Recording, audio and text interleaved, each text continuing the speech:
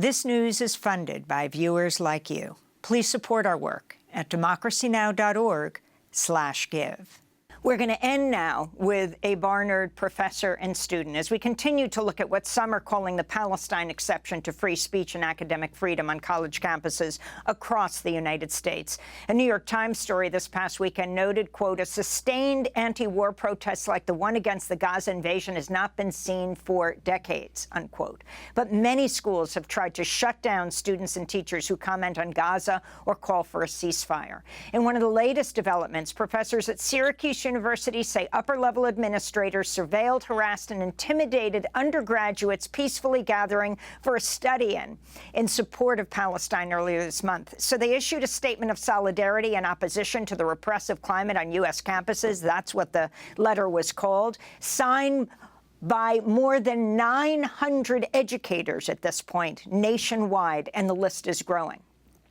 In a minute, we'll be joined by a professor from Barnard College, sister school to Columbia. New York Civil Liberties Union recently sent a letter to the president of Barnard to protest a new policy that requires departments to submit content for their websites for approval by the Office of the Provost. Democracy Now! Spoke with Sophia O'Brien, a Barnard College student and student organizer with Columbia University Chapter of Students for Justice in Palestine. The most prominent discrimination and harassment on campus has been through not only other students and faculty on campus, but the administration's vilification of Palestinians through these university-wide emails that they've been sending. This is not only vilifying us as student groups that are advocating for an end to the violence as it ensues, but even allowing professors and adults that have very prominent positions in the university to speak so harshly against us and call for harm against students of color that are advocating for Palestine. And with impunity, we have documented hundreds of harassment complaints because the administration hasn't helped us at all with these harassment cases. So that's Barnard College student Sophia O'Brien, organizer with Columbia University Chapter of Students for Justice in Palestine. For more, we're joined by Pramila Nadesan, a professor of history at Barnard College, also co-director of the Barnard Center for Research on Women and author of the recent book, Care, The Highest Stage of Capitalism. Welcome to Democracy Now!, Professor Nadesan. We just have a minute, then we will do a post-show interview and post it at democracynow.org. But if you can talk about what's happening on campus and why you signed this letter. What we've seen, Amy, over the past couple of months is a whole series of strategies that universities have deployed, including Barnard College and Columbia University, to censor student and faculty speech and curtail academic freedom. This includes the suspension of Students for Justice in Palestine and Jewish Voice for Peace on campus, the cancellation of events, the policing of content on departmental websites, as you've mentioned, the presence of NYPD on campus. And this relates back to what you started with, and that is the Palestine exception. What Barnard College has been doing is actually writing new policy as a way to then retroactively decide that events are unauthorized or, in fact, do not follow procedure. And I think there's some really critical issues here. And one of the critical issues is how are decisions at the university made? A lot of these have been made unilaterally without consultation by faculty or students, and is in fact a violation of the university's own conduct guidelines. And clearly there's a tremendous amount of influence by trustees, administrators, alumni, and donors who are making decisions about what kinds of speech ought to take place on college campuses and what can and cannot be posted. You signed a statement headlined Solidarity in Opposition to the Repressive Climate on U.S. Campuses. Professor Nadesan, if you could start off by talking about what's happening at Barnard and Columbia University around the groups like Students for Justice in Palestine and Jewish Voice for Peace, and then what you're being told to do as a professor in dealing with this crisis. Yeah, thanks for having me, Amy. So what we've seen at Barnard College, and Barnard is a sister college of Columbia University, is where the college and the university are really creating an infrastructure of rules and regulations in order to censor speech and curtail academic freedom. We've seen this in a number of instances, the suspension of two student organizations, Jewish Voice for Peace and Students for Justice in Palestine, presumably because they arranged an unauthorized walkout and rally, because there was supposedly threatening rhetoric and intimidation. However, when pushed, the administration is not able to identify the specific instances of this intimidating behavior. Threatening letters have been sent by deans to students. We've seen the cancellation of events. I direct the Barnard Center for Research on Women. We had organized an event in sponsorship with Students for Justice in Palestine, which the university canceled the night before the event, claiming that Students for Justice in Palestine is an outside organization, even though it's a Columbia organization, and Barnard students are members of that. They claim there was now a new 5-week prior approval policy for co-sponsored for co-sponsored events. And then there was an event that the Columbia Law Students for Palestine organized with Omar Shakir, who's with Human Rights Watch. And so all of these events have been canceled on presumably procedural grounds. And what the university and the college are doing is they're using procedure and codes of conduct as a way to cancel events and silence students and faculty. The other example, which you mentioned in your opening, is the control of faculty websites, departmental websites, and center websites. Our Women, Gender, and Sexuality Studies department wrote a statement in solidarity with Palestine that was posted on October 21st, sorry. It was removed on October 22nd by the provost's office. And just a few weeks later, the college created a new policy saying that any website content on departmental pages must be reviewed and approved by the provost's office prior to posting. And so this is really crucial because I think what it suggests is that decisions are being made unilaterally by the university officials, by college officials, without consultation with faculty and without through proper procedure, which includes going through the university senate. Trustees, administrators, alumni, and donors are the ones who are actually having undue influence in the kinds of decisions that are being made around academic freedom and freedom of expression.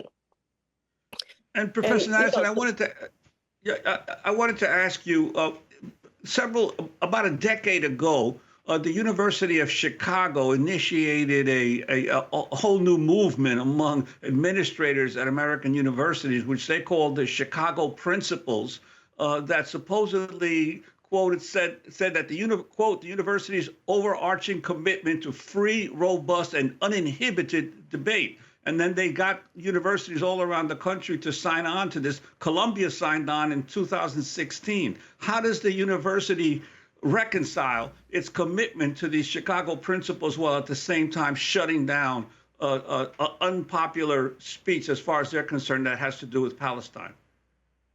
What Barnard College has done is that it has actually rewritten its political activity guidelines. It rewrote it on November 13th.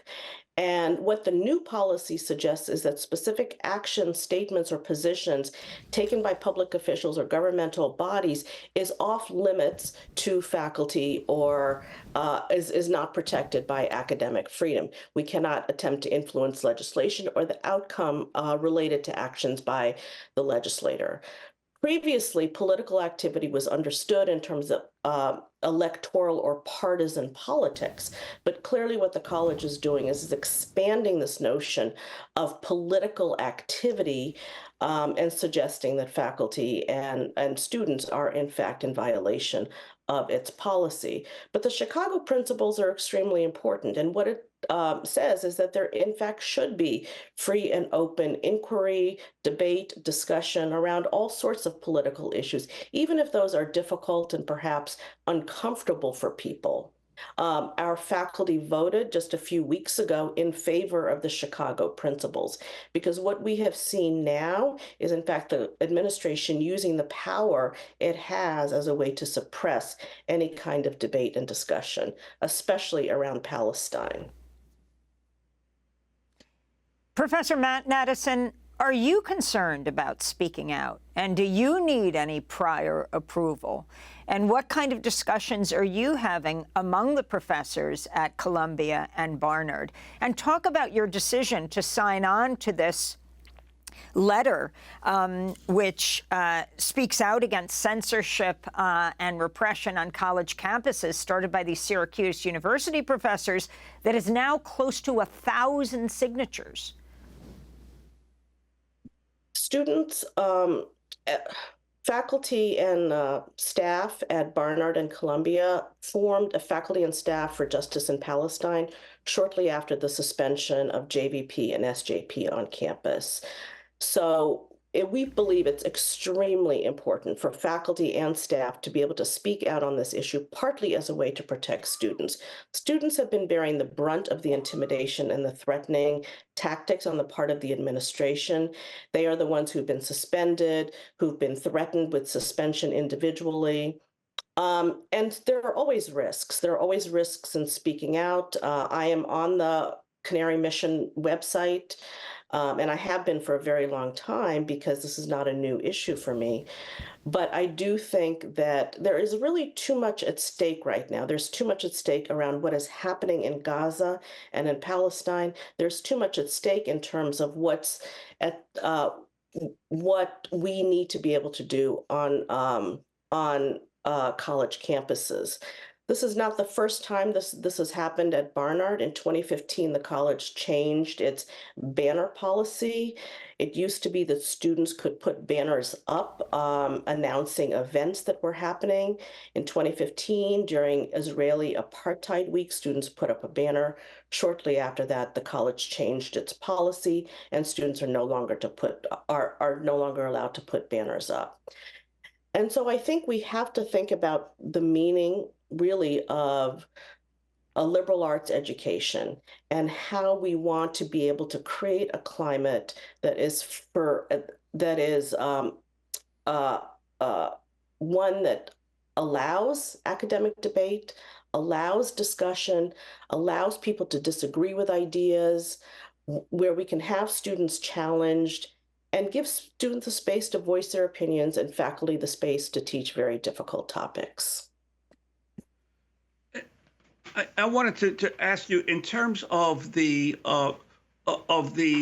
impact on the student movement overall, and student organizations, what has been the response of the organizations, given the fact that this is not government censorship, this is basically censorship imposed by donors, in essence, through their dollar contributions or the withholding of money to these universities? Right.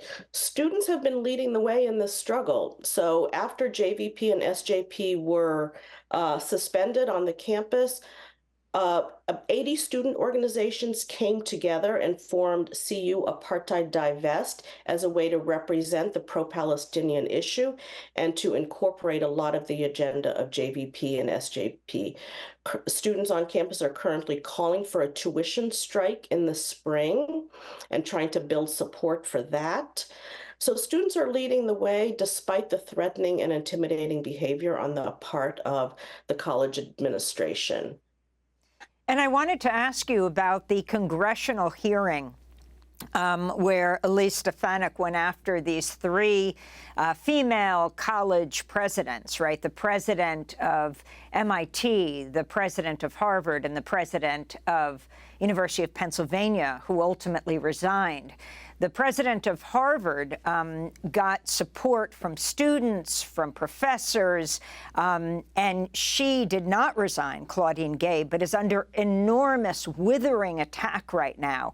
Now they're saying she's guilty of plagiarism and has to step down. If you can talk about whether you're following that and the effect that that has had at Barnard and Columbia and around the country, as college presidents are taken down, the most vulnerable, women and women of color. She was the first Black woman president of Harvard. And, of course, UPenn was President McGill, who is a female president of UPenn.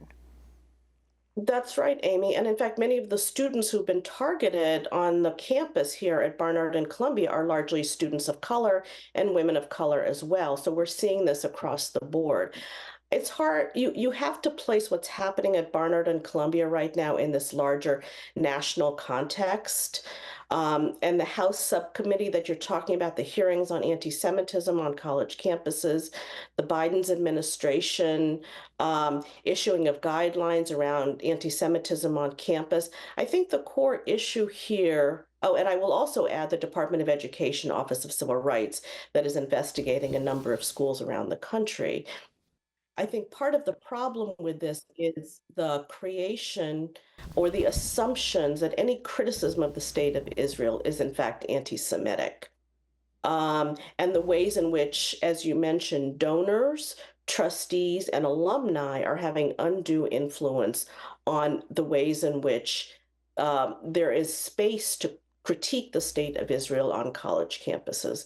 The AAUP has principles of academic freedom that state very clearly that the purpose of academic freedom is to protect the academy as a space for the production and dissemination of knowledge that serves the public, irrespective of governmental, corporate, or institutional interests. And so what we're seeing right now is a violation of that.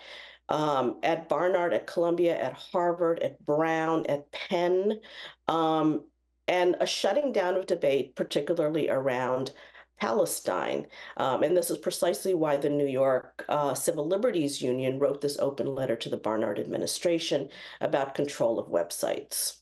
Professor Nadesan, I want to end by asking about your own background. You said you have been outspoken on Palestinian issues for quite some time. You said your profile is on the Canary Mission website. We just spoke to the investigative journalist James Bamford about the Canary Mission and what it has been doing around profiling students and professors in the United States. People can go to democracynow.org. But why you are interested in this issue? Can you talk about where you were born and what that means for your analysis of the situation in the Middle East? I was born in South Africa under apartheid. I lived there as a child and moved to the United States, but went back periodically.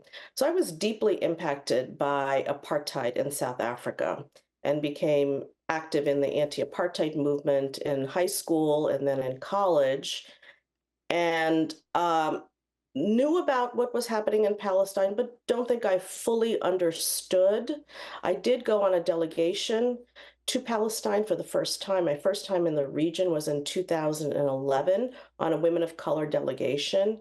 And Amy, I will just have to say, I was shocked by what I saw. And I was shocked mostly with the parallels I saw to apartheid South Africa, the gates, the control of roads, the control of movement, the checkpoints, the use of military force, threatening military force, soldiers with guns. The areas we went to were essentially a militarized state. And even though I had spoken out about Palestine prior to that, I think traveling there and seeing for myself what is happening in Palestine had a real impact on how I could understand and see the issue there. And so I made a commitment at that point to continue to speak out and to speak out whenever I could, because I think it's unconscionable. I think what has been happening for decades in Palestine is unconscionable. And I think what we're really seeing now is a collective punishment and mass starvation in Gaza and unprecedented attacks in the West Bank. And it's something that's being supported by US dollars.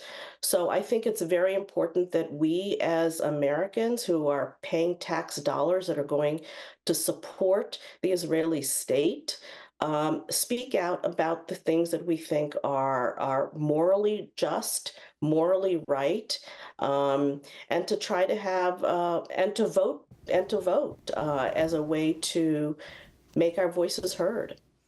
Well, Pramila Nadesan, we want to thank you so much for being with us, Professor of History at Barnard College, co-director of the Barnard Center for Research on Women, one of close to 1,000 educators who have signed a statement, the headline, Solidarity in Opposition to the Repressive Climate on U.S. Campuses. The list is growing. Democracy Now! Is funded by viewers like you. Please give today at democracynow.org/give.